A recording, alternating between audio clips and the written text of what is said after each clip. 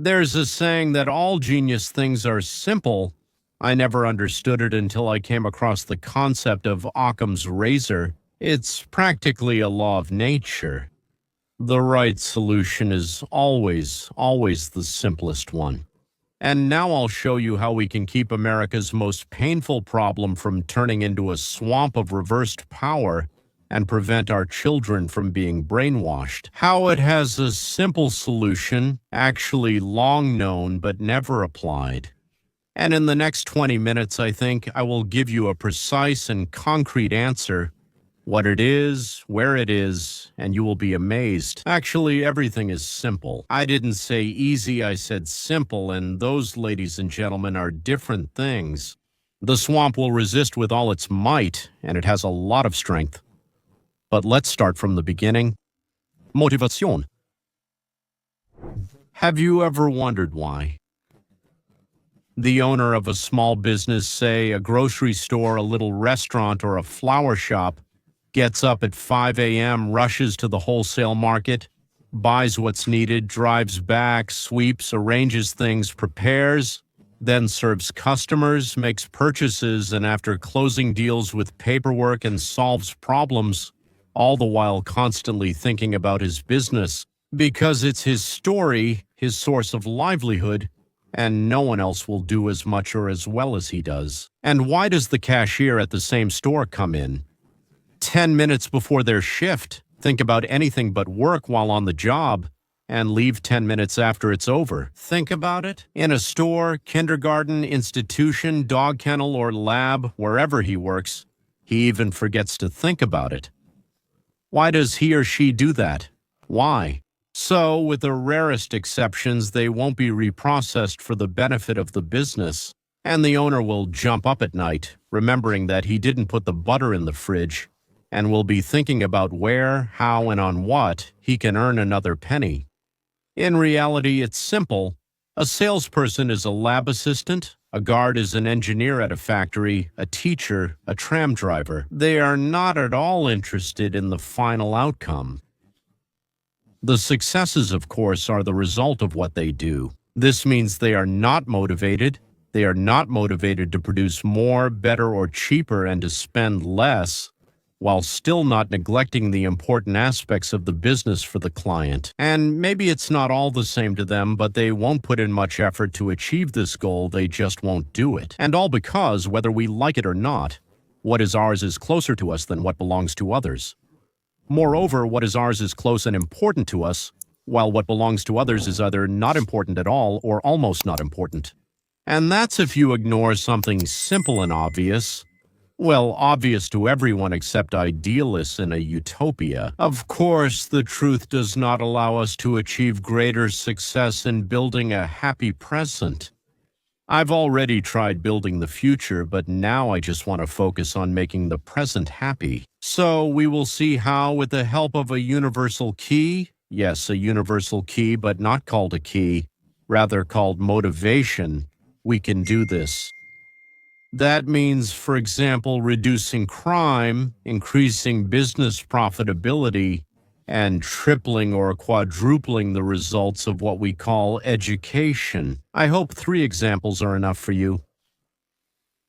Earning more, less crime, and much more effective education. And we'll start with earnings, with business, your own business. We live in a semi-capitalist, semi-socialist society. Businesses have an owner who hires employees, finds what to trade, and organizes where, how, at what price, and to whom to offer a product or service. Most employees are on a salary and get paid not for results, but for hours worked. An employee can sleep and the work goes on, but if the owner sleeps, the business goes bankrupt. Maybe only traveling salesmen. Well, I mean, salespeople on commission get paid depending on their results, usually a combination of a base salary plus some percentage. We always say that private business works better than, let's say, state-owned, municipal, or any business owned by some kind of society. Yes, Finex is clearly better than the United States Postal Service and those of other countries. At the Department of Motor Vehicles, there are always lines, crowds, hours of waiting, while in private establishments, service is faster and usually better, and labor productivity is higher. In the private sector, private fire departments cause much less property damage than municipal ones.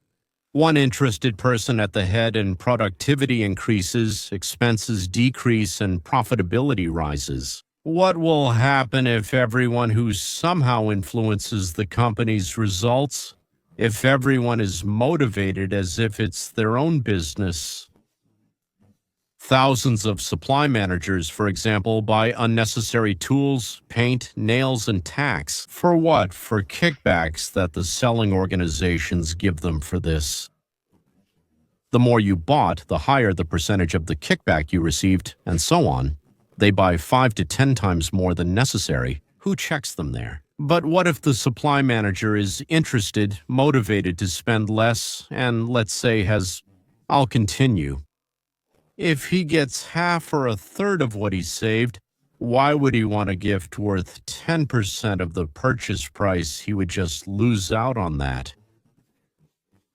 Or a worker, a machine operator, producing parts without defects is rewarded with money, well, dollars in our case. Naturally, producing a large quantity without defects is also rewarded. What about a train driver who operates without violations and is precise in arriving at each stop? Will he try to drive without violations and arrive and depart exactly at every stop as they say? What if everyone who can increase profits, that is, increase income and reduce expenses, treated it as their own business? If all employees who are important for the success of the business are motivated, their attitude toward their area will be just like the owner's attitude toward his shop or workshop or, as I said, kindergarten or restaurant. Yes, he does. The employee will be motivated to think about his own small business, come up with ways to make it more profitable, improve service, and reduce expenses, well, both time and resources. If today's capitalist enterprises motivate the manager, or at most the management, and the salespeople. As I already said, such a capitalist enterprise will start performing miracles not just with 1 or 2 people in the company, but in every department. A motivated individual, and they won't lose employees who slow down their income, who stop the movement toward profit and development. If today's capitalist enterprise only motivates the management and maybe the salespeople, then the kind of enterprise I'm talking about will start performing miracles in every department. A motivated individual. And the company won't lose employees because when you lose an employee, you have to look for a new one. Then you have to train them, and you never know if they'll fit in or not, and so on. It stops the movement toward profit and development. And leaving one place for another, if you practically have your own business here, why leave? And staff turnover will decrease, and training new employees will hardly be a problem. Yes, the employees themselves will train other employees because their salary, their income will depend on it. This will drastically change the situation. Why didn't anyone think of this earlier? First, I already know companies have considered this. But why were girls thrown overboard for centuries to appease someone called Poseidon? Or why did people dance around the fire for thousands of years in a row to defeat their neighbors or to have a good hunt? Or for what reason? 2 armies before battle would kneel and pray to the same God who had told them, "Thou shalt not kill," praying to be better at killing to that very God who said not to kill. Don't you see something odd? The church preached, "Do not steal," but still took a tithe from everyone. First, it made up that this is God-pleasing theft, so it's acceptable, and then they threw those who didn't give in to debtors' prisons, thinking "thou shalt not steal" was sincere, like "don't steal from me." But instead, they just hit you with a board and toss you in the pit. So, a company, a corporation, a business, any venture started for profit. But what kind? All businesses are started to make a profit. Well, except for those that are so-called non-profits, which are meant to help the poor, the sick, and so on. But that's not a business anymore. That's just an organization. Any business is set up to make a profit, and it works much better when employees treat their responsibilities as if it's their own business. Crime and punishment. Let's talk about crimes and punishments. Let's divide them into two categories: serious injuries, murders, and everything else. So, when the object of the crime was property, stole an idea, stole a car, set a house on fire, committed fraud in a contract, and so on, etc. Now I will talk about the second, less serious category because it's simply easier to deal with. That's all. So, what's happening with you right now? Well, let's say your car was stolen and you have to rent a car for now until you either buy a new one or the old one is found. Did you pay money for that? So the police are looking for the thief in the car. Let's say they find it, identify who stole it, catch him, put him in jail, and eventually put him on trial. And while all this is happening, they feed him, treat him, wash him, and even let him watch television. I'm almost sure that in the end, even if they take him to court, they'll find out the thief has nothing. They sentence him to a year, release him after 4 months, and all this time they're paying for his heating, electricity, the guards' salaries, and basically everything else, like ice cream, cigarettes. After 4 months, he comes out rested and goes to steal something he arranged with his new buddies while in prison. What about you? Are you the victim? Let's say the insurance company gave you money to repair your car, but at the same time, they raised your insurance premium. So in fact, you paid for the repairs and the rental car you used during that time. Plus, that means the cost of catching the thief, the time spent by the investigator, vacation and retirement benefits, the guard and the secretary in court, sometimes foreign language and sewing classes for the prisoner. So you lost, you were punished. The question is, what were you punished for? The answer is for being the victim, and the thief, well, you might ask how the thief was punished. He spent some time in prison with his buddies, relaxed, got a tan, ate well, did some sports, didn't worry about making a living, and made a lot of new and good friends, and that's it. So it's not like he's doing really well, but he's not doing too badly either. And the insurance agent, by the way, is doing fine, and so is the judge and the insurance company and the police captain. It's only you who's having a hard time. And this is called justice. It seems to me that this is just nonsense. And what's the matter here, you ask? I'll answer: motivation. The key to solving this problem lies in this very concept. So the second scheme is different. That is, it's a scheme with motivation. Improved, I would say, corrected.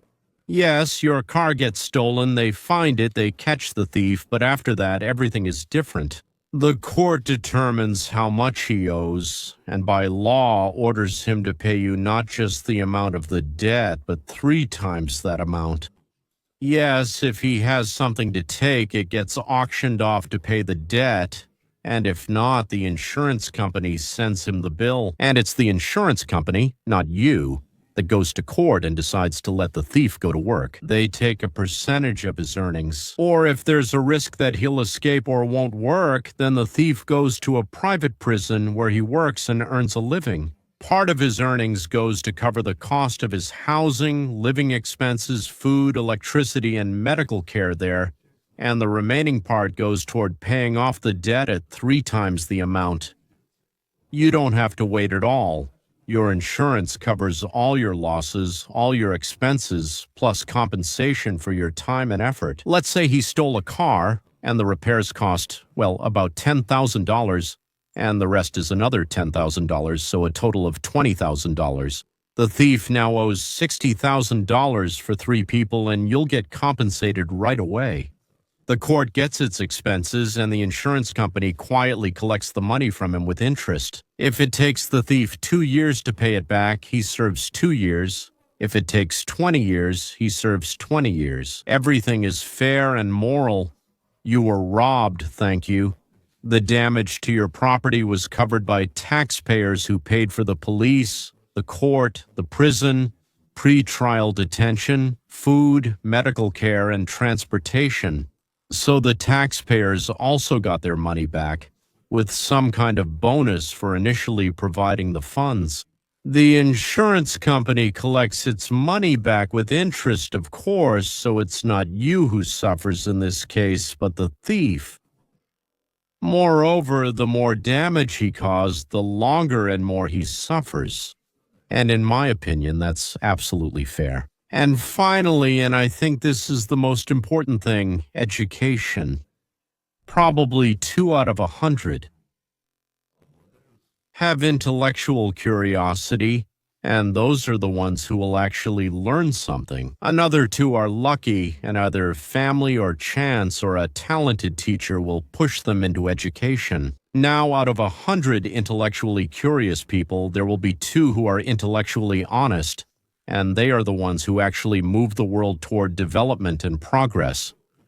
But at the very least, intellectual curiosity can be developed. And have you already guessed how?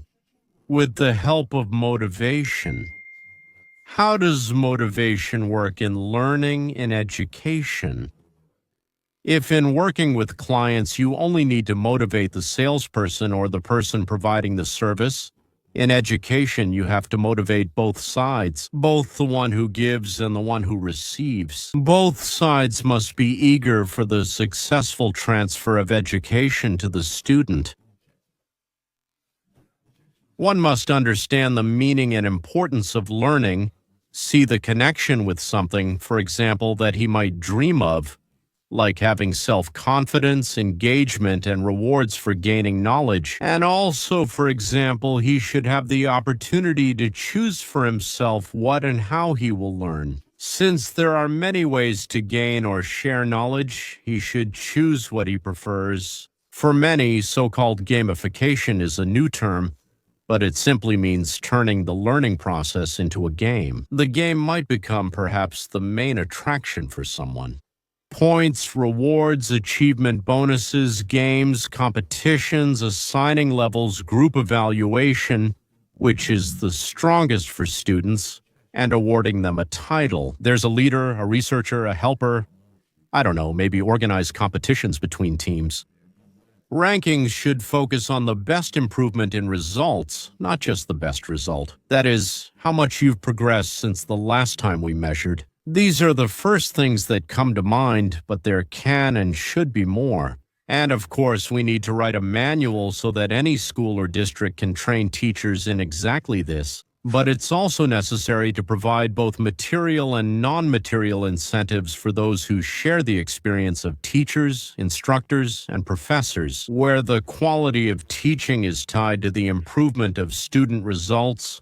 A noticeable increase in knowledge and academic performance happens just 2 to 3 years of this very experiment. If you provide two-way motivation, meaning for both students and teachers, then the quality of education and knowledge transfer improves literally within a semester. How do you drain a swamp? Now let's imagine that an experiment has started in 1 or 2 states in the United States. We have 50 states, and as our founding fathers used to say, each one is a laboratory, so to speak. Experts in the Constitution also say that each state is a laboratory. If something succeeds there, others notice. And this experiment shows that businesses operate much more profitably, that there is almost no crime, and that high school graduates easily get into the country's top universities. Do you think no one would really notice if something like that started happening in Florida or Arkansas?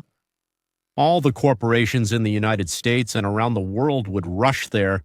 All private schools and universities would open branches, and the entire global anti-crime community would study the experience. And when you have water flowing from your tap, would you really wait for a water carrier and set up a barrel for a shower just to get some water? Yeah, you wouldn't, and you wouldn't try to make a courier train chase a crow either. You definitely wouldn't.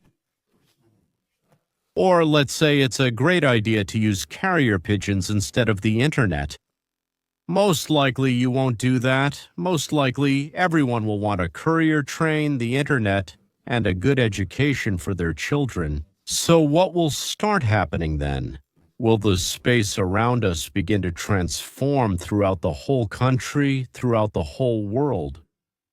Well, I mean, our world, yes, the civilized world more or less, because no one will want to fall behind. And this is the death of the deep state, the death of indoctrination of students and school children. This is a sharp increase in the standard of living and the acceptance of the free market and freedom as the best model of life. And people are motivated and they start creating new things based on, well, let's say on what has already been achieved. They have already been shown the way, they can't sit still, they find life interesting, and that's when we will start teaching them about the future. Organic mixtions, teenager. Honesty, which is of course more difficult and takes longer, but if it works out, then humanity will reach an entirely new level of development. By the way, write what you think about all these topics. That's it, ladies and gentlemen. If you have any ideas about where to conduct an experiment, let's do it. Goodbye.